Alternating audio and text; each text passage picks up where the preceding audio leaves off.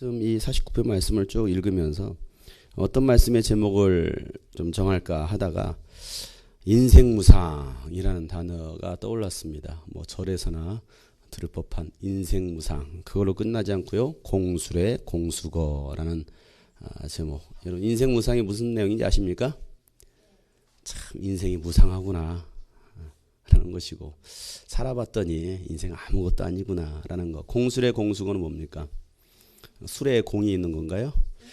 공술의 공수거라는 말은 빈손으로 왔다가 빈손으로 가는 것이 결국은 인생이다라는 얘기죠. 이 이야기는 욥이 했던 고백입니다. 욥기 1장에 보면 내가 맨몸으로 왔는데 하나님께로도 맨몸으로 할 것인데 라는 그의 고백이 있죠. 그게 바로 공술의 공수거입니다. 오늘 이 시편 49편 말씀의 전반적인 흐르는 내용이 바로 인생이란 게 뭔가라는 것을 갖다가 얘기하고 있습니다. 하나님은요, 하나님의 목적을 따라 인간을 창조하셨어요. 하나님의 목적이 없는 사람은 아무도 없습니다. 이 전에 나온 여러분 모두는요, 하나님의 목적을 가지고 있다는 사실이에요. 중요한 건 그 목적을 내가 알고 사느냐 모르고 사느냐가 정말 중요한 거죠. 알고 살면 바르게 살 것이고, 모르고 살면 60년을 살든 20년을 살든 100년을 살든 그 인생이 그냥 오늘 제목처럼 인생 무상이 되는 거죠. 하나님은요, 인간을 창조하신 다음에 인간을 통해서 하나님은 찬양받으시길 원하셨고 영광받으시길 원하셨어요. 하지만 그 인간은 하나님의 뜻을 저버립니다. 그리고 마귀의 말을 듣고 하나님과 원수가 되고 말았어요. 타락한 인간은 그 마귀의 죄성이 그대로 드러나게 되어 있어요. 진자는 이긴 자의 종이 된다라는 말씀이 있습니다. 진자는 이긴 자의 종이 되겠어요. 이긴 자에게 진자는요, 무릎 꿇고 그 이긴 자가 명령하는 대로 시키는 대로 따라할 수밖에 없습니다. 이게 바로 진자인 거예요. 그래서 인간이 하나님의 형상대로 지음받던 인간이 마귀에게 졌을 때는 결국은 그 마귀가 하라는 대로만 하고 살 수밖에 없는 존재로 그렇게 됐다 이 말이죠. 그래서 인간의 그 죄성이 그대로 드러납니다. 그래서 그 인간이 계획하고 행동하는 모든 것들이 하나님 보시기에 굉장히 불쾌한 거죠. 하나님의 마음을 기쁘게 하는 것이 아니라 하나님의 마음을 아프게 하는 일들과 행동들과 모든 생각이 나면서부터 죽을 때까지 그 모든 생각과 계획과 행동들이 다 하나님 보시기에 불편한 거예요. 창세기 6장에 보면 5절에 이런 말씀이 있습니다. 주님께서는 사람의 죄악이 세상에 가득 차고 마음에 생각하는 모든 계획이 언제나 뭐하다고요? 악할 것뿐임을 보고서, 악하다라는 거예요.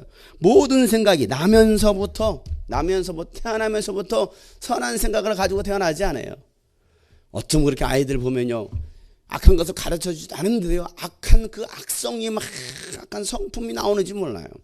욕심이라는 게 나오잖아요. 요한복음 8장 44절에 보면 마귀는 욕심쟁이라는 거예요. 욕심쟁이. 그 아비에게서 났기 때문에 인간은요, 그 속에 진리가 없기 때문에 욕심을 부립니다. 거짓말 가르쳐주지 않아도요, 거짓말. 뭔가 자기가 뭐 잘못한 것이 밝혀지면요, 그때부터 딱 나오는 게 거짓말이에요. 아담도 그러잖아요.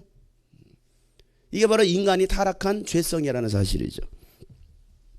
하나님께서는 그 인간을 바라보셨을 때 얼마나 마음이 아프셨을까? 그건 창조의 목적이 아니었죠. 하나님께서는 그 인간을 통해서, 우리를 통해서 찬양받으시길 원하시고 영광받으시길 원하신다는 사실이에요. 그렇다고 한다면 과연 우리는 오늘 하루를 살아왔는데 오늘 하루를 사는 동안에 과연 하나님을 기쁘시게 할 수 있는, 하나님을 찬양하는 삶이었는가, 하나님께 영광 돌리는 삶이었는가를 우리가 한번 되짚고 생각해 봐야 된다는 사실이죠. 벌써 2014년도도 2월달 이제 마지막 주 금요일이 되었습니다. 벌써 2달이 흘러갔어요. 내일이면 3월 1일입니다.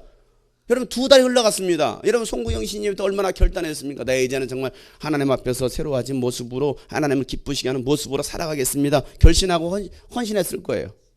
그런데 벌써 여러분 2달이 흘러갔습니다.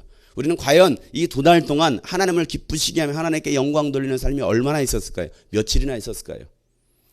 58일 동안 과연 나는 얼마나 하나님을 기쁘시게 하며 살았을까요? 생각해 보세요.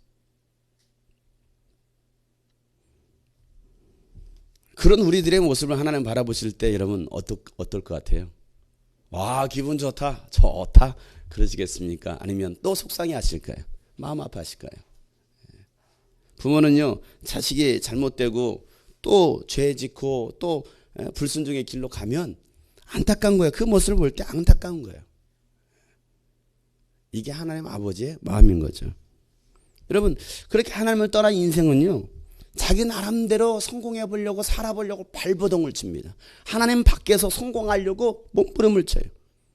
그러지 않습니까? 하나님 믿지 않는 사람들, 예수 믿지 않는 사람들 보세요. 세상에서 어떻게든 벌어먹고 살아보겠다고 발버둥을 칩니다. 하나님 안에는 들어오지 않아요.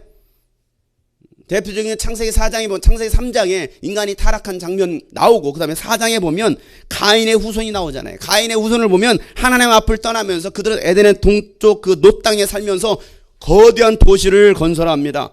그 성의 이름을, 그 아들의 이름을 따라서 에녹성으로 짓습니다. 거대한 성을 쌓아요. 그리고 그 자손들은요, 각종 분야의 조상이 됩니다. 으뜸 가는 사람들이 되는 거예요. 어떻게 보면 성공한 거죠. 창세기 4장 16절 말씀이에요. 가인은, 자, 말씀 보겠어요. 가인은 뭐라고 말하고 있습니까? 자, 어디서 떠났다고요? 주님 앞을 떠났습니다. 주님 앞을 떠나서 에덴의 동쪽 놋 땅에 살면서부터 그의 후손들은요, 어떻게든 성공하려고 몸부림을 칩니다. 야발이라는 사람은요, 집짐승을 기르는 사람의 조상이 되었다라고 표현하고 있습니다. 유발이라는 사람은요, 퉁소 부는 자의 조상이 되었다는 거예요. 음악가의 조상이 되죠. 두발가인은요, 굴이나 쇠를 가지고서 기구를 만들었던 사람의 조상이 됩니다.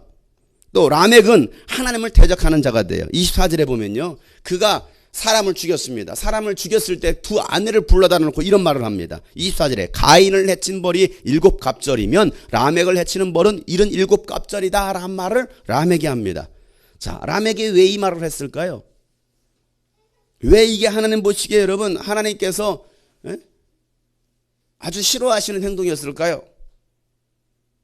자, 가인이 죄를 지었을 때 나를 만나는 사람마다 나를 죽일 것을 내가 참 두려워합니다. 그랬을 때 하나님께서 뭐라고 말씀하십니까? 그에게 그의 생명을 보존할 표를 주시면서 하셨던 말씀이 가인을 해치는 자는 7갑절을 받을 것이다라는 말씀을 하셨어요. 자, 그런데 오늘 이 라멕은 뭐라고 말합니까? 라멕이 그 두 아내들을 불러다 놓고 가인을 해치는 벌이 7갑절이면 라멕을 해치는 사람은 어떤 77번의 갑절에 저주를 받을 것이다라는 말을 합니다. 자, 두 말씀에서 차이가 뭐예요? 누가 이 말을 공포하고 있느냐 이거죠. 처음 사건 가인의 사건은 하나님께서 말씀하신 거였습니다. 그런데 라멕은 뭐합니까? 하나님께서 말씀하시는 것이 아니라 자신이 하나님이 되는 거예요. 자신이 그 두 아내에게 하나님의 말씀처럼 내가 태어나는 것입니다. 나를 해치는 자는 77번의 그 갑절에 저주를 받을 것이다. 자기가 하나님이 되는 거죠. 자기가 창조주가 되는 거예요. 자기가 심판자가 되는 거예요. 여러분, 하나님께서 좋아하시겠습니까? 이게 바로 가인의 후손입니다. 오늘날도 마찬가지입니다. 가인의 후손들은요, 여전히 세상에 성공하려고 하죠. 사업으로 성공하려고 합니다. 자기 분야에서 성공하려고 합니다. 어떻게든 큰 성을 만들려고 그래. 제일 큰 성이 장용성.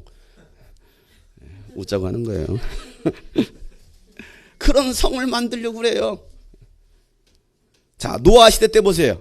노아 시대가 되었을 때는요, 세상은요, 온통 썩어 있다라고 표현하고 있습니다. 창세기 6장 11절부터 12절 보세요. 창세기 6장 11절 12절 다 같이 읽겠습니다. 하나님이 보시니 세상이 썩었고 무법천지가 되어 있었다. 하나님이 땅을 보시니 썩어 있었다. 살과 피를 지니고 땅 위에서 사는 모든 사람들의 삶이 속속들이 썩어 있었다. 하나님께서 보시기에 이 세상엔 모든 것들은 다 썩어 있다라는 거야. 그리고 무법천지예요. 무법천지. 이건 법이 없는. 생각해 보세요. 얼마나 온통 세상이 뒤집박죽이 되었는지. 하나님께 땅을 보신가 썩어 있었고 살과 피를 지니고 땅에 사는 모든 사람들의 삶이 속속들이 들어봤을 때 다 썩어 있는 거예요. 온통 썩어 있는 거예요. 다 시체들인 거예요. 그래서 어떻게 합니까? 하나님은요, 그 땅을 심판하시기로 결정하시. 인간을 더 이상 놔둬서는 안 되겠다. 정결된 하나님의 자손을 얻어야 되는데 이렇게 놔둬서는 안 되겠다. 그래서 하나님께서 뭐 하십니까? 심판하시는 것이죠.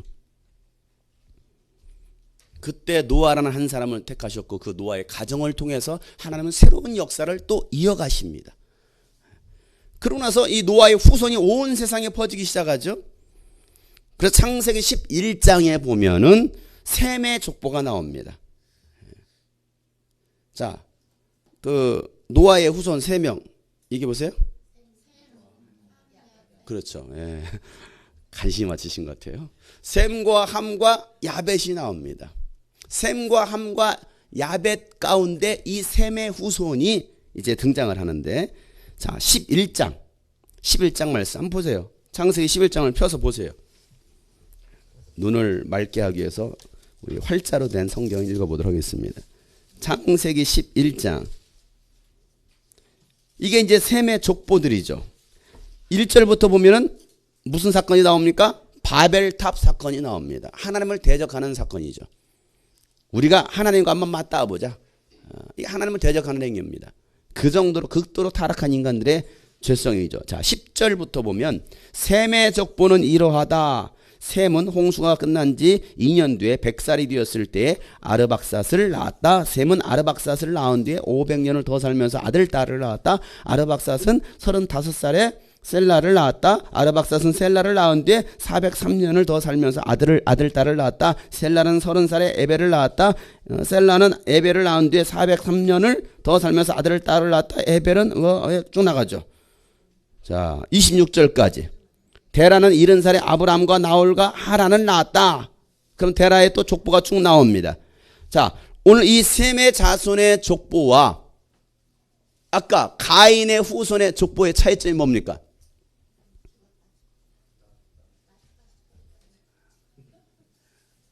몇 살, 어떻게 됐어요? 몇 살에 누구를 낳고 몇 살에 죽었다. 그죠? 몇 살에 누구를 낳고 얼마를 살다가 또 죽었다. 낳고만 나옵니다. 누가 누구를 낳고만 나와요. 자, 가인의 족보에는 뭐였습니까? 모의 조상이 되었다. 모의 조상이 되었다라는 것이 부각이 됩니다. 그런데 오늘 이 셈의 후손들 어떻습니까? 누구의 조상이 되었다는 사건은 전혀 기록되어 있지 않아요. 그들은 평범했지만 뭐합니까? 낳고 죽고 이거 말고는 없어요. 자, 그럼 이 말씀은 무슨 말이겠습니까? 가인의 족보는 그들의 업적을 기록하고 있지만 셈의 족보는요, 생육하고 번성하고 있는 것만을 기록으로 남기고 있다는 사실이에요. 생육하고 번성하는 거죠. 이게 하나님께서 바로 하나님의 사람들에게 주셨던 명령이죠. 그 하나님의 명령 따라서 뭡니까? 그냥 낳고 죽고. 그러다가 이 셈의 후손에 누가 등장합니까? 아브라함이 등장하기 시작합니다. 갑자기 아브라함이 등장하고 그러다가 창세기 12장으로 넘어가는 사건이 나오죠. 자, 하나님을 기억하고 살아야 될 인간이 하나님을 찾지 않고 자신의 방법대로 살아가고 세상에서의 성공을 통해서 만족하려고 했습니다. 이게 하나님을 떠난 인간들의 모습이었습니다. 그런데 거기에는 참 행복과 만족이 없었다라는 사실이죠. 오늘날 많은 사람들이 성공주의로 갑니다. 성공하자, 돈 많이 벌자, 성공하고 봐야 돼. 왜? 성공하면 나에겐 행복이 있을 거야. 성공했을 때 나에게 기쁨이 있어라고 생각하는 거죠. 오늘날 세상 사람들은요, 세상에서 돈 벌려고 합니다. 자신의 꿈을 이루려고 합니다. 자신의 야망을 성취하려고 합니다. 왜? 거기에 만족이 있을 거라고, 행복이 있을 거라고 생각하는 거예요. 그래서 죽으라 공부하는 거예요. 죽으라 학생들 학원가에 가가지고요, 학원하고요, 밤 10시, 11시까지 학원 다니고 공부하고 과외합니다. 막 야근합니다. 왜요? 돈 한 푼 더 벌어보려고. 월급 150에서 200 벌어보려고. 200에서 300 벌어보려고. 연봉 7천 받아보려고. 그래서 대기업으로 들어가려고. 그래서 과연 그게 성공이냐 이거예요. 대기업의 총수가 되면 여러분 성공입니까? 유명인사가 되면 여러분 성공입니까? 이제 한참 이제 4월이면 또 선거철이 돌아오고 있어요. 그래서 지금 또 전쟁 중입니다. 정치인들 전쟁 중이에요. 오늘 아침에 뉴스를 듣는데 무슨 당 있어요. 무슨 당에 하여튼 대표는 아니지만 나와서 발언한 사람이 국민을 기만하는 행위입니다. 이런 발언을 하길래 참 누가 누구 소리 하고 있네라는 생각이 들더라고. 똥 묻은 개가 겨 묻은 개 나무란다고? 별 거지 같은 놈들이? 큰 국민을 기만하는 행위. 그게 바로 개소리예요, 개소리. 그 미친 소리죠. 대선 때는 얼마나 공약을 내설고 내가 이렇게 하겠습니다. 대한민국 국민을 위해서 내가 이런 공약을 대통령 되자마자 뭐합니까? 공약 파기. 왜? 어차피 공약은 공갈 약속이었으니까. 국민들을 기롱하는 거죠. 기롱이 아니죠. 희롱하는 거지. 기만하는 거예요. 그러면서 이번에 나왔던 뭐 새로운 당이 우리는 이거 하겠습니다. 공약대로 하겠습니다. 그랬더니 그건 국민을 기만하는 행위라고 그런 말을 하면서 저는 정치를 별로 좋아하지도 않지만 여러분도 별로 정치에 관심 없죠. 정치에 관심 없으니까 우리나라 이렇게 가는 거예요. 정치 좋아하는 사람에 의해서 국민들이 가고 있잖아요. 정말 깨어있는 정치인들이 나와야 되는데 아멘들 안 하시네. 정말 영적으로 성령에 사로잡힌 그런 정치인들이 나와서 세상을 대한민국을 바꿀 수 있어야 되는데 정치 문화를 바꿔야 되는데 썩어 빠진 온통 세상은 썩어 있었다 한 것처럼 썩어 있는 그 정치인의 생각 구닥다리 정치인의 그 생각을 가지고서 여전히 나라를 다스리고 있기 때문에 국민들은 고통당하고 있는 거예요.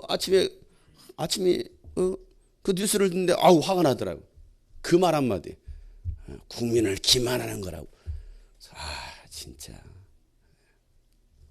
다 잘라버려야 돼요.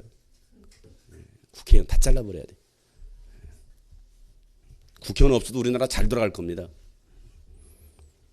온통 썩어 있어요. 왜? 그게 성공이라고 생각하는 거예요. 내가 윗자리 얻으면 성공이라고 생각하는 거예요. 내가 어느 자리 회장 자리에 올라가면 그게 성공이라고 생각하는 거죠. 과연 그게 성공일까요? 그건 성공이라고 말할 수 없습니다. 솔로몬은요, 자신의 부귀영화를 보면서 뭐라고 고백합니까? 세상에서 가장 헛된 삶이 바로 세상에서의 그 부귀영화, 그거 얻으려고 살아가는 것이 세상에서 가장 헛된 것이다라는 그런 고백을 해요.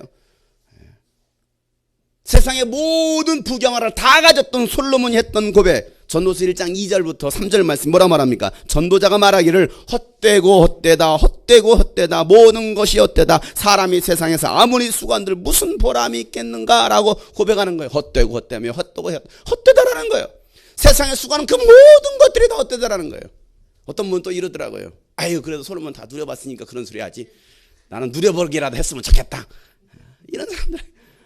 나도 좀 넓은 집에서 한번 살아보거나 그런 말 했으면 좋겠다. 이게 어리석은 거죠. 교회 안에만 살던 사람은요, 나도 그냥 한번 죄 짓고 밖에 살다가 타락하다가 회개하고 돌아와서 한번 예수 믿으면 얼마나 좋아봤을까? 이런 말을 하는 사람도 있어요. 왜? 교회 안에만 살면 왠지 세상에 누리는 것을 못 누리고 살아본 것처럼 괜히 후회가 되는 거야. 그치, 소라야? 마음껏 연애도 해보고 싶고 술도 많이 마셔보고 마약도 해보고 싶고 그럴 텐데 교회만 살아가지고 그런 것도 못 해보고 간증거리가 별로 없잖아. 제가요 20대요 마약을 했습니다. 그러나 지금 돌아와서 내가 이러고 그럼 얼마나 멋있어 보입니까? 그런 로망에 빠져있는 기독교인들도 있어요. 하나님 언제든지 회개하고 돌아오면 구원해 주시는데 한번 나가볼까? 하고 타락하러 나가는 거죠, 일부러. 왜? 그게 로망이야. 그거 해보고 싶은 거야. 솔로몬이 그랬을까요?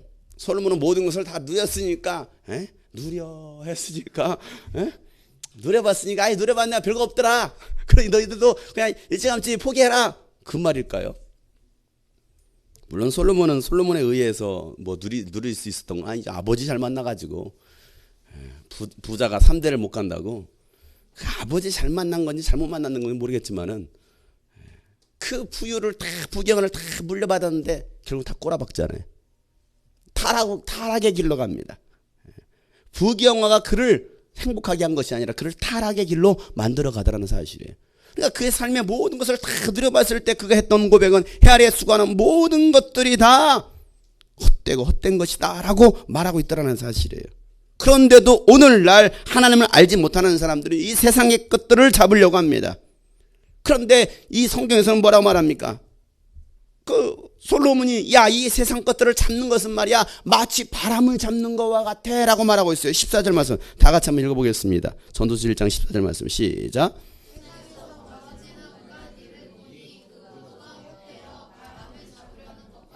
세상에서 벌어진 이 모든 온갖 것들을 보니까 모든 것들이 다 헛되어서 바람을 잡는 것 같아. 한번 바람 잡아보세요.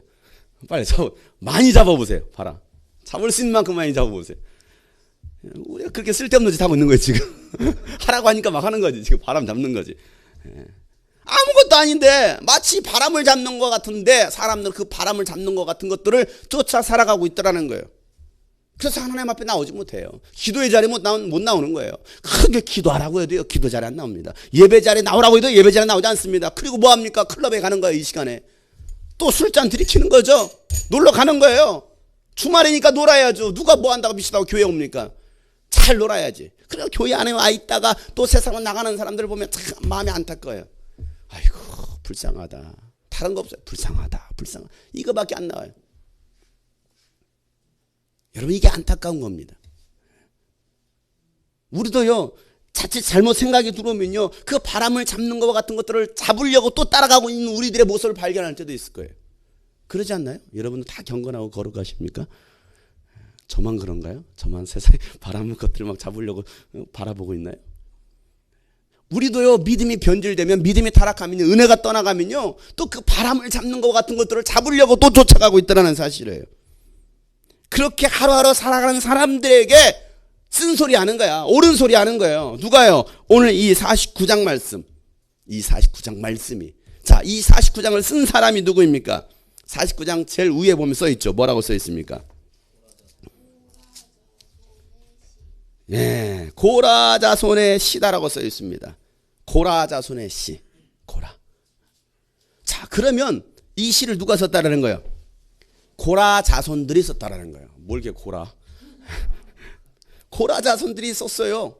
자, 고라 자손들. 자, 그러면 이 말씀이 이야기해서 누구를 알아야겠어요? 고라 자손을 알아야겠죠. 안 그래요? 다 고라 자손. 다 골마 터졌는지 모르겠지만은 이 고라 자손. 고릴라가 아니에요. 고라 자손이에요. 자, 그럼 이 고라 자손이 누굽니까? 고아라?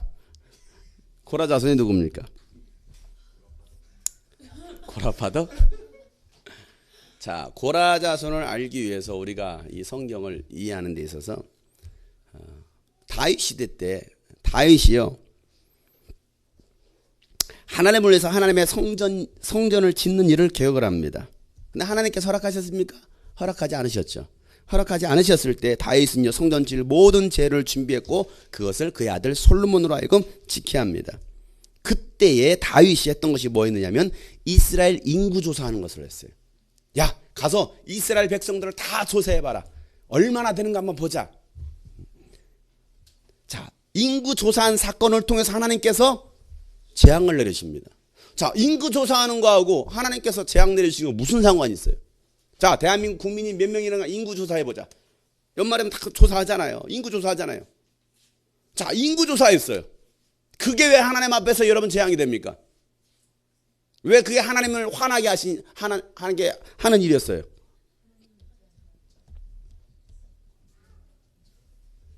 하나님이 숫자 세지 말라고 했어요. 그 우리 교회 성도 몇 명인지 몰라요. 안 세요. 몇 명이나 주일날 안 셉니다. 어떤 교회는요 몇 명 다 쪼깍쪼깍 다 센대요. 다 센답니다. 몇 명 들어왔는데 이거 놀이공원도 아니고 다 센대요. 그래서 몇 명 주일날 1부 예배 때는 몇 명 왔는가, 자 2부 예배 때 몇 명 왔는가, 이거 다 세요. 저희 교회는 너무 많아가지고 우리는 셀 수가 없으니까 안 세요 그냥. 자, 인구를 세는 게, 인구 조사하는 게 왜 하나님 앞에서 하나님께서 화나게 하시는 일이었느냐. 자, 인구 조사했다는 말은 무슨 말입니까? 야, 몇만 명인가 몇천만 명 한번 봐라, 세봐라. 이렇게 많은 숫자가 있습니다. 와, 역시 강력한 나라구나. 역시 내가 나라 정치를 잘했어. 내가 잘 다스렸더니 이런 부강한 아주 국방력이 튼튼한 우리 나라가 됐어. 하나님을 자랑하지 않고 누구를 자랑하는 거예요? 다윗 자신을 자랑하는 것이죠. 그러니 야, 너희들은 그 숫자 세지 말고 오직 나만 의지해. 사람이 많이 있든 적든 무슨 상관이냐. 사람이 많으면 전쟁이 나가 이기느냐? 사람이 적으면 전쟁에 실패하느냐? 아니야. 사람 의지하지 말고 나를 의지하라고 하나님 말씀하셨어요. 그런데 다윗은요 하나님을 의지하는 것이 아니라 자신의 어떤 강력한 그 리더십을 자랑하고 싶은 그런 마음이 생겼을 거예요. 그 마음이 그냥 생겼을까요? 그냥 생기지 않았어요. 그런 마음이 생기게 한 자가 누구였을까요? 고라. 잘 골라야지. 그런 뭐? 뭐 또 미스바는 또 뭐야? 미스바는 저기 여자 바 이름이죠. 미스바. 남자는 미스터 바고. 미스바. 이런 무식한 성도들이 있어서 감사해요. 오늘부로 이소라 자매가 참 멍청하다는 것이 다시 한번 확연하게 드러나는 그런 시간이었습니다. 자, 다윗이 인구조사를 하게끔 그런 마음을 부추긴 사람이 부추긴 자가 누구였을까요?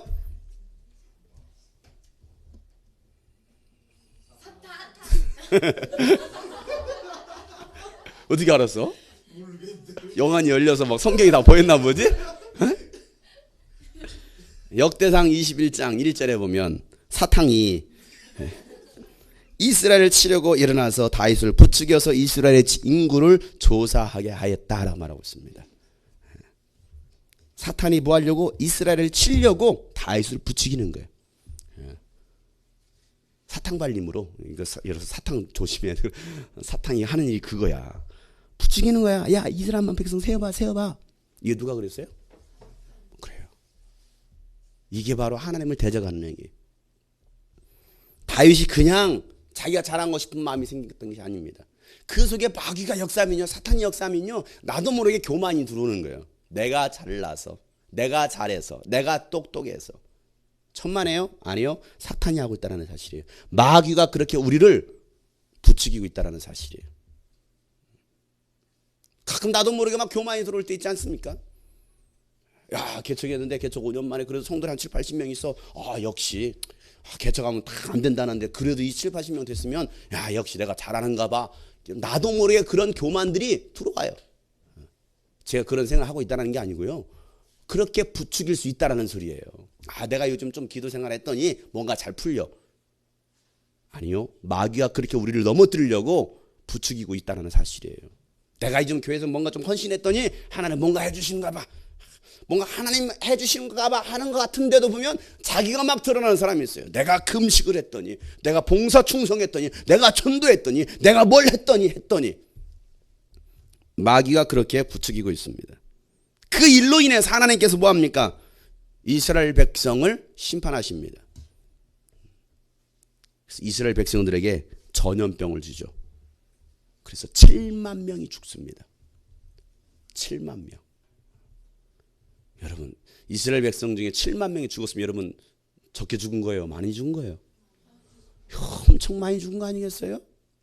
하루아침에 7만 명이 죽어요. 우리나라 인구에 7만 명이 죽었다고 생각해 보세요. 이건 엄청난 재앙인 거죠. 그 7만 명이 죽는 것을 보고서 다윗은요, 자신의 죄를 뉘우칩니다. 그리고 회개합니다. 그랬을 때 하나님은요, 오른 안에 그 타작마당에 제단을 쌓으라고 명령하십니다. 그리고 다윗은요, 순종하면서 그곳에 제단을 쌓고서 제사를 지냅니다.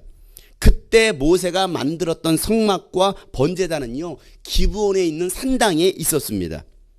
기브온 산당이래요. 기브온 산당. 그 기브온 산당에 있었는데 다윗은요, 그곳에 갈 수가 없었어요.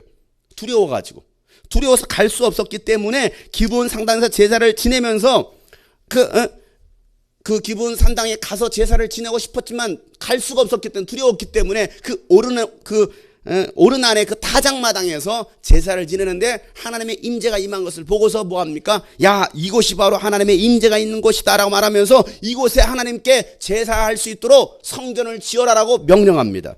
그렇게 해서 만들어진 곳이 어디냐면 지금의 예루살렘 성이에요. 기본 상단은 어디냐? 거기서 한참 멀리 떨어져 있는. 지난번 우리 성지순례팀은 거기를 가지 못했어요. 가보지 못하고 그 예루살렘 근방에서 한번 폐가 같은 별장 지었다고 했던 거 있죠? 그 2층에서 밥 먹은 곳 있을 거야. 거기에서 밥 다 먹고 나면 저쪽 보이는 언덕에 보면 뭐 하나 있습니다. 저것이 바로 기브온 산당입니다 했는데 전혀 기억이 안 날 거야. 기억이 안 나지 당연히. 왜? 거기가 다 거기 같거든. 그냥 밥 먹은 것만 기억이 나겠지. 그 폐가 같은 데만 기억나겠지. 도시락만 기억나고. 그러니까 그런 거 쓸데없는 것만 기억하고 있어요. 정말 중요한 것은 기억 안 해. 그것이 바로 기브온 산당이에요. 근데 거기는 저는 거기 가봤거든요. 거기 사무엘 선지자의 묘가 있어요. 그 건물인데 보면은 거기에서 제사를 지내야 되는데 지낼 수 없는 거야. 무서운 거야. 그러니까 그 그 다장마당에서 여기야 우리가 하나님의 성전을 짓자.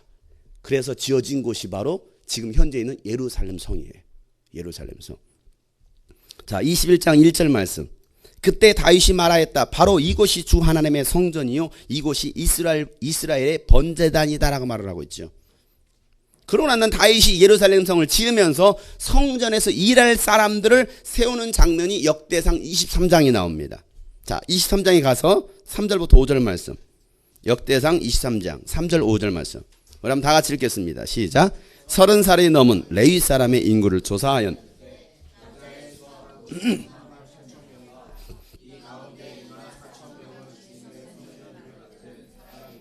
6,000명은 서기관과 재판관이고 4,000명은 문지기고 나머지 4,000명은 다윗이 찬양하는 데 쓰려고 만든 악기로 주님을 찬양하는 사람이다. 자, 성전에서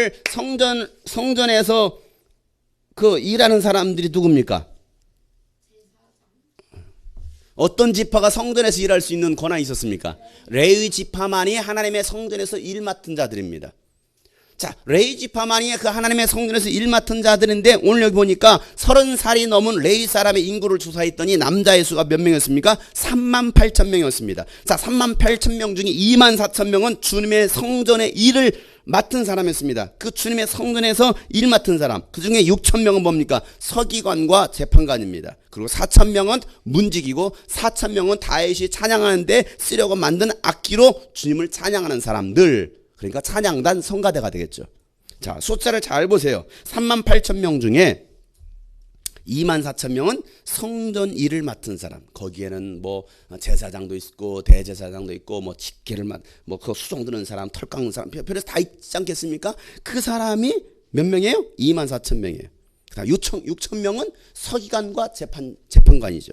그 중에 4,000명은 문지기고 나머지 4,000명이 찬양팀이에요. 이 정도 찬양팀 하려면 이 정도는 해야 돼요. 4,000명 정도. 그러기 전에는 하지 마. 만들지 마. 최고도 한 4,000명 정도의 찬양팀, 얼마나 많은 찬양팀이 있었습니까? 자, 그 가운데 여기 보면 문지기가 4,000명이 나옵니다. 문지기가 4,000명.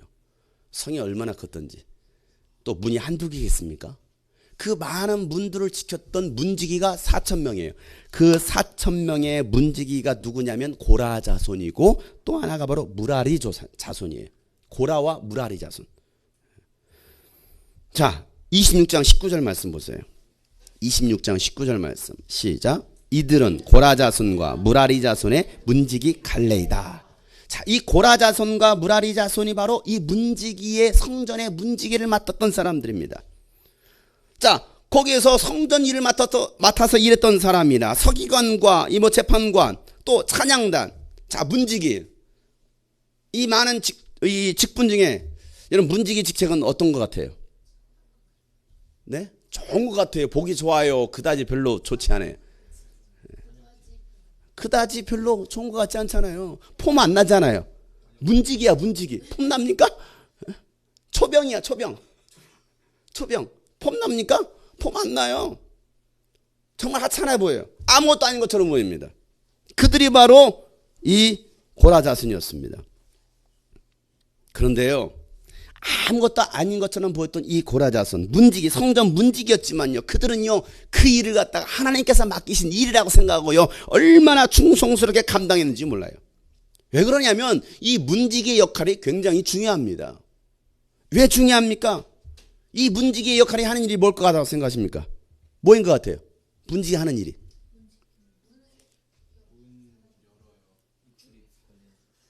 그렇죠. 입출입 관리자. 자, 입출입 관리한다는 게 무슨 말입니까? 수상한 사람이 들어가면 안 돼. 그러죠? 지금, 자, 이건 지금 뭐예요? 어디를 지키고 있는 거예요? 어디를 지키고 있어요? 하나님의 성전이잖아요. 자, 하나님의 성전은 뭐 하는 곳입니까? 하나님께 제사하고 예배 드리는 곳입니다. 하나님을 섬기는 곳입니다. 하나님의 임재가 있는 곳입니다. 그러면 성막을 생각하면 되잖아요. 자, 성막을 생각한다면 성막 안으로 들어가는 사람은 어떤 사람이어야 됩니까? 죄 있는 사람이에요? 더러운 사람이에요? 아니죠. 죄가 없는 사람들, 거룩한 사람, 거룩한 하나님의 백성만이 출입할 수가 있어요. 그러니 보세요. 이 문지기라는 역할은요, 정말 중요한 이치였습니다. 아무것도 아닌 것처럼 보였지만 정말 중요한 거였어요. 정말 중요해요. 왜? 아무나 들여보낼 수 없기 때문에. 침략자가 들어올 수도 있어요. 더러운 죄인들이 들어올 수 있어요. 그러니까 이 문지기의 역할을 잘 감당했다는 사실이죠. 문지기가 제대로 감당하지 못하면 그 안에서 아무리 제사가 지내진들 아무 필요가 없어요.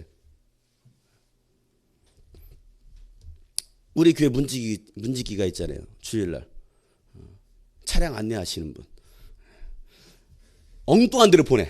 저기로 가서. 교회 어디로 들어갑니까? 저기요. 두루치기 입구로 집어내고. 아니 히어로 막 집어넣고. 교회 입구, 교회로 들여보내줘야 되는데 교회로 들여보내주지 않고 엉뚱한 데로 아무나 다 집어내. 또 그냥 막 다 집어넣어. 여러분 생각해 보세요. 그러니까 여러분 이 주차위원회 정말 중요한 직분이에요. 근데 그걸 하찮게 여겨. 안 하려고 그래. 귀찮게 여겨. 그거 추운데 나가서 고생해야 돼. 생각해 보세요. 성전문 뭐 항상 지켜야 되잖아요. 24시간 지켜야 되잖아요. 보초를. 피곤하고 나 그냥 갈래. 갑니까? 할 수 없잖아요. 누가 그 일을 하려고 합니까? 누가 그 일을 나서서 하려고 합니까? 뭐 얼마나 영광스러운 자리라고, 얼마나 자랑스러운 자리라고 누가 하려고 합니까? 그런데도 불구하고 이 고라자손요, 그곳에서 하나님을 섬기는 그 역할들을 잘 감당하고 있었다는 사실이에요. 생각해 보세요. 이 문지기가 그 앞에 서 있었습니다. 그 앞으로 오고 가는 사람, 들어갔다가 나갔다는 그 수많은 사람들을 보지 않았겠어요? 그 수많은 사람들을 봤는데 그 수많은 사람들 가운데는요, 병든 사람, 건강한 사람, 가난한 사람, 부자, 할 것 없이 많은 종류의 사람들이 다 모여 있었을 것입니다. 비록 사람들이 인정하지 않는 그런 문지기였지만 그들은요, 하나님을 두려워하는 사람이었습니다. 하나님을 두려워했지 돈 있는 사람, 권력 있는 사람을 두려워하지 않았어요. 그들은요, 재물을 의지하지 않았습니다. 돈이 많음을 자랑하는 사람들에게 오늘 이 말씀을 통해서, 이 시를 통해서 충고하는 거예요. 그게 오늘 읽었던 이 말씀입니다. 자, 한번 보세요. 49장 1절부터 만민들아 이 말을 들어라. 자, 만민들아. 그러니까 수많은 사람들이 지금 지나다니고 있잖아요. 수많은 사람들이 들어갔다 나갔다 하고 있잖아요. 그 수많은 사람들에게 만민들아 이 말을 들어라. 이 세상에 사는 만백성아 모두 기울여라. 왜? 문지기니까 이 말 하는 거예요. 문지기니까. 다 잘 들어. 다 잘 들으라고. 여기 들어가려면 잘 들어. 그러면서 뭐라 말합니까? 낮은 자도 높은 자도 부자도 가난한 자도 모두 귀를 기울여라. 왜? 자기 눈앞에 낮은 자도 높은 자도 가난한 자도 부자도 다 왔다 갔다 하고 들어갔다 나갔다 하잖아요. 대상입니다. 내 입은 지혜를 말하고 내 마음은 명철을 생각하나 내가 비유에 귀를 기울이고 수금을 타면서 내 수수께끼를 풀 것이다. 나는 비방하는 자들을 나를 예워싸는 그 재난의 날을 내가 어찌 두려워하리요. 사람들이 비웃잖아요. 비방하지 않겠습니까? 그러나 그는 두려워하지 않습니다. 자기의 재물을 의지하는 자들과 돈이 많음을 자랑하는 자들을 내가 어찌 두려워하리요. 나는 그들도 두려워하지 않는다라는 거예요. 돈 많은 사람도 나는 두려워하지 않는다라는 겁니다. 힘 있는 사람도 권력 있는 사람도 나는 두려워하지 않는다라는 거예요. 내가 두려워할 분은 오직 하나님 한 분밖에 없다라는 거죠. 여러분, 우리가 두려워할 분은 하나님 한 분밖에 없습니다. 여러분, 세상을 두려워하지 마세요. 사람을 두려워하지 마세요. 환경을 두려워하지 마세요. 돈이 있는 자들, 권력 있는 자들 두려워하지 마세요. 하나님을 두려워할 수 있는 사람들이 돼야 된다는 사실이에요. 그런데 하나님은 두려워하기는커녕 사람들을 두려워하고 있지 않느냐 이 말이죠. 아무리 대단한 부자라 하여도 사람은 자기의 생명을 속량하는 법이, 하나님께 속전을 지불하고 생명을 속량할 사람은 아무도 없다라는 겁니다. 아무리 자신이 돈이 많은 부자여도요, 자신의 죄를 사하는데 내가 가정 이 돈 가지고 내 죄 사해 주세요 할 수가 없다라는 거예요. 돈 가지고 해결합니까? 여러분, 죄 용서함을, 구원을 여러분 돈으로 살 수 있나요? 야, 구원 뭐 얼마 안 되네. 야, 100원 줄게. 10원이면 되겠네. 여러분, 구원 그렇게 하찮게 여길 수 있는 것입니까? 아니잖아요. 그런데 사람은요, 돈 가지고 해결하려고 그래요. 돈 가지고. 아무리 대단한 부자에도 사람은 자기의 생명을 속량하는 법이 없다라는 것이죠. 하나님께 속전을 지불하고 생명을 속량할 사람 아무도 없다라는 겁니다. 생명을 속량하는 값은 값으로 매길 수 없이 비싼 것이어서 아무리 벌어도 마련할 수 없다라는 거. 아무리 내가 수백억 수천을 벌어도 자신의 죄를 사할 수 있는 하나님께 드릴 수 있는 이 돈은 안 된다라는 거죠. 여러분, 돈 가지고 해결할 것 같았으면. 그러니까 여러분, 중세시대 때 로마 카톨릭이 망했던 이유가 무엇입니까? 돈으로 해결하려고 그랬잖아요. 면제부를 팔아가지고 뭐합니까? 베드로 성당을 지었습니다. 너의 죄를 사하려면 자 1억 헌금해. 소라 돈 없게 생겼네. 너는 한 100만 원만 해라. 100만 원에 내가 너의 죄를 사하겠다. 100만 원 바치는 거예요. 그리고 써주는 거죠. 나는 이제 죄 사함 받았다. 구민은 너 살찐 거 보니까 돈 좀 많겠구나. 너는 1억 해라. 1억 쓰면 1억 하고 하는 거예요. 그 면죄부를 팔았습니다. 그런데 면죄부를 팔아서 될 일이 아니라는 거예요. 아무리 돈이 많아도 그 돈을 들여서 그 값을 지불할 사람은 단 한 사람도 없다라는 겁니다. 그런데 여러분, 우리가 어떻게 값을 지불했습니까? 내가 돈을 냈나요? 무엇을 했나요? 내 노력입니까? 무엇입니까? 아무것도 없어요. 그런데 우리는 분명히 죄 사함 받고 구원받는 데는 우리에게 값을 치러주신 분이 계시는데 그분이 바로 예수님이라는 거죠.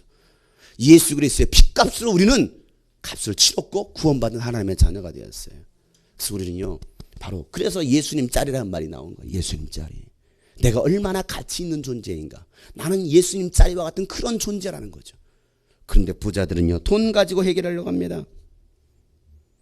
9절에 죽음을 피하고 영원히 살 생각도 하지 말아라. 누구나 볼 수 있다. 지 있는 사람도 죽고 어리석은 자나 우둔한 자도 모두 다 죽는 것을. 다 죽습니다. 한 번 죽는 것은 사람이 정하신 것이요. 그 후에는 심판이 있다. 히브리서 9장 27절에 그렇게 분명히 성경 말하고 있습니다. 반드시 모든 인간은 가난한 자도 부한 자도 있는 자도 없는 자도 지혜로운 자도 똑똑한 자도 아주 어리석은 자도 다 죽는다라는 거. 이게 하나님의 법입니다. 평생 모은 재산마저 남에게 모두 주고 떠나지 않는가?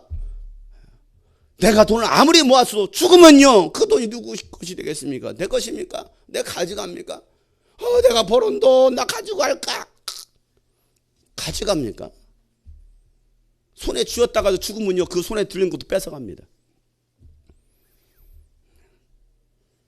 죽을 때요, 사람 관에다가 이 돈 황천길 가는데 쓰라고 노잣돈을 집어준대요. 싸게 넣어주는데 이제 모래 흙을 퍼서 이제 닫으려고 할 때 뚜껑 열어서 돈 다시 뺀대요. 아까우니까. 안 가지고 가잖아요. 가지고 갈 수 없잖아요. 평생 모은 돈이 누구 것이 이게 되겠느냐는 거예요. 남에게 모두 주고 떠나가지 않느냐. 11절에 사람들이 땅을 차지하여 제 이름으로 등기를 해두었어도 그들의 영원한지 그들이 영원히 머물 것은 오직 무덤뿐이다. 그때는 땅 사고 나서 뭐합니까? 자기 이름으로 등기에다가 올리잖아요. 내 이름. 이건 장용성의 땅. 성경 아주 기가 막히게 잘 써놨어요. 그잖아요. 물론 여러분들이 땅을 안 가지고 있어서 안 해봤겠지만 등기에다가 이건 내 땅입니다. 이건 내 것입니다. 그래 죽어서 뭐합니까? 누구 것이 되겠느냐는 거예요. 사람이 제 아무리 영화를 누린다 해도 죽음을 피할 수는 없으니 미련한 짐승과 같구나. 이것이 자신을 믿는 어리석은 자들과 그들의 말을 기뻐하며 따르는 자들의 운명이 될 것이다. 그걸 믿고 따라가는 사람들, 내가 돈 벌어야지, 내가 성공해야지, 그 말을 듣고 따라가는 그 어리석은 사람들은 마치 누구와 같다라는 거예요? 짐승과 같다는 거예요. 짐승, 미련한 짐승. 그래서 미련한 곰탱이, 미련한 짐승이잖아요. 이런 미련한 곰탱이 같으냐라고. 짐승 같은 사람들.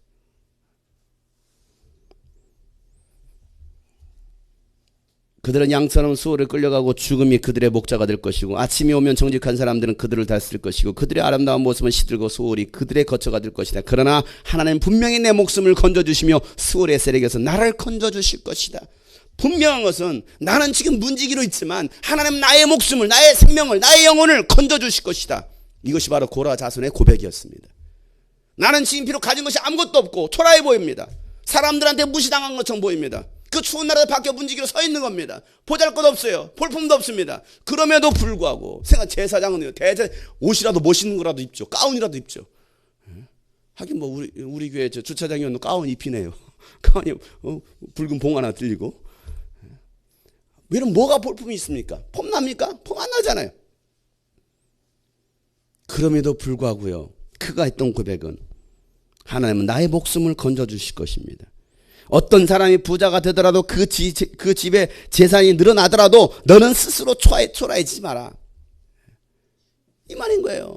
야, 누군가가 저 사람 성공했대, 저 사람 부자 됐대, 돈 많이 벌었대. 그거 보고서 아이고 나는 왜 이렇게 초라하지?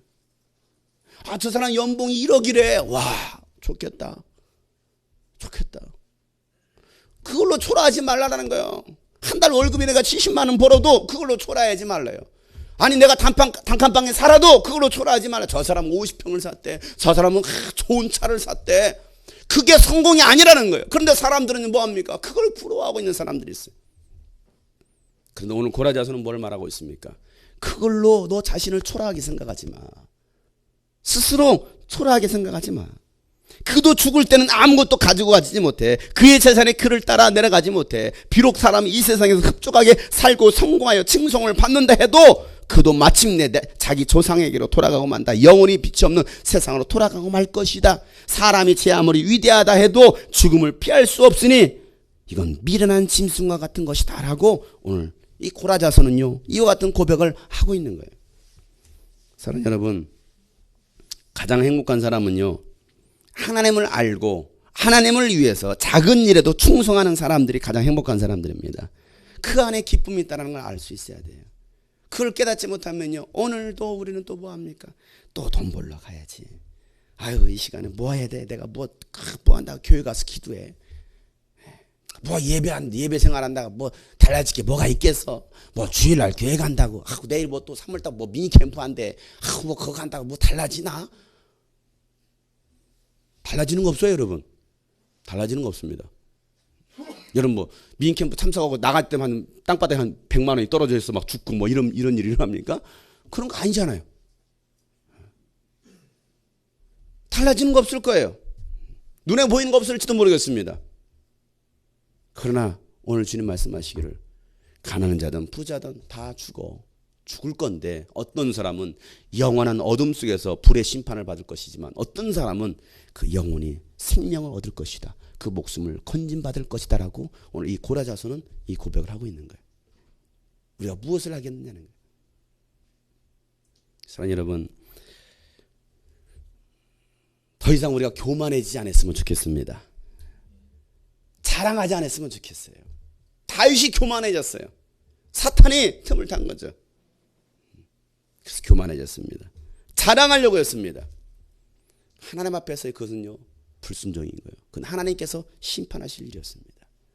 이 고라자서는요 문지기로 있었습니다. 초라한 직분이었습니다. 아무것도 아니었습니다. 자랑거리도 아니었습니다. 그럼에도 불구하고 이것은 하나님의 일 맡은 자로서 하나님께 나에게 귀한 직분을 맡겨주셨으니 나는 이 일에 충성할 뿐이야. 그러면서 그 직분을 감당했습니다. 하나님의 나라를 위해서 충성했습니다. 그 일을 위해서 목숨을 다해서 살았습니다.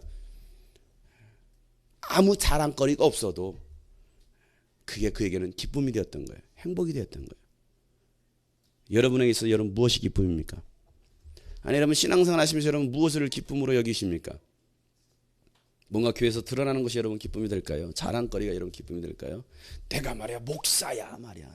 내가 장로고 말이야. 내가 말이야 회장이고 내가 뭐 디렉터고 내가 뭐고 그게 자랑이 될까요?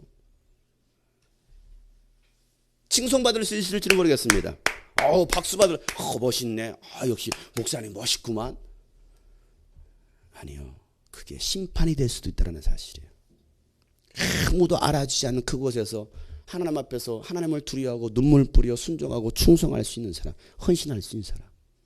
아무도 알아주지 않아도 가서 화장실 청소하고 땅바닥에 쓰레기 줍고 아무도 알아주지 않아도 유리창 닦고 누가 알아주지 않아도 누가 칭찬해 주지 않아도 여러분 이 고라자손과 같은 그런 우리 신앙이 있어야 되지 않겠습니까? 오늘 이 고라자손의 시를 통해서 오늘 우리가 하나님 하시는 말씀이 무엇이겠습니까? 너희가 무엇을 의지하겠느냐? 세상의 부유함을 의지하겠느냐? 세상 것을 의지하겠느냐? 세상의 영화를 의지하겠느냐? 그에 의지하지 말고 오직 나만 의지해라. 그리고 내가 너에게 맡겨준 그 직분을 충성하라. 이게 오늘 하나님께서 우리에게 주시는 말씀입니다. 이 말씀부터 우리 한번 다 같이 한번 기도하실 때 나도 모르는 사이에 사탄이 우리를 부추겨서 틈을 타서 내가 교만이 되고 또 나의 자랑이 되고 그래서 하나님의 마음을 아프게 하지는 않았는지 나에게 맡겨주신 그 귀한 일을 너무 하찮게 여기고 때로는 없이 여기진 않았는지 안에 내가 하나님을 섬기는 것이 미래란 것처럼 보여서 세상 것들을 따라가려고 부경화를 따라가려고 세상의 그 유혹을 이기지 못해서 그 유혹을 따라갔던 우리의 삶을 여러분 한번 돌이켜보고 회개하는 시간이 되었으면 좋겠습니다. 하나님으로 인해서 기뻐할 수 있는 사람, 하나님으로 인해서 만족할 수 있는 사람, 하나님 비록 가진 거 없고 아무것도 없고 보잘것없는 그런 일이라 할지라도, 아니 내 성전에 문지기로 있다 할지라도 하나님으로 인해서 기뻐할 수 있기 원합니다. 하나님으로 인해서 내가 만족할 수 있기 원합니다. 그런 고라자손의 신앙 고백이 나의 신앙 고백 되게 하여 주시옵소서. 인생무상, 인생무상, 공수래 공수거라. 그렇습니다. 어차피 내가 빈손으로 왔다 빈손으로 가는 거, 하나님 내가 유명해지지 않아도, 알려지지 않아도, 사람들한테 무시당해도 하나님 주신 그 사역 내가 순종하며 기쁨으로 감당하여 하나님 앞에 혼전히 설 수 있는 충성스러운 종이 되기 원합니다. 오늘 말씀 붙들고 간절하게 주여 한번 부르시고 통성으로 기도하겠습니다.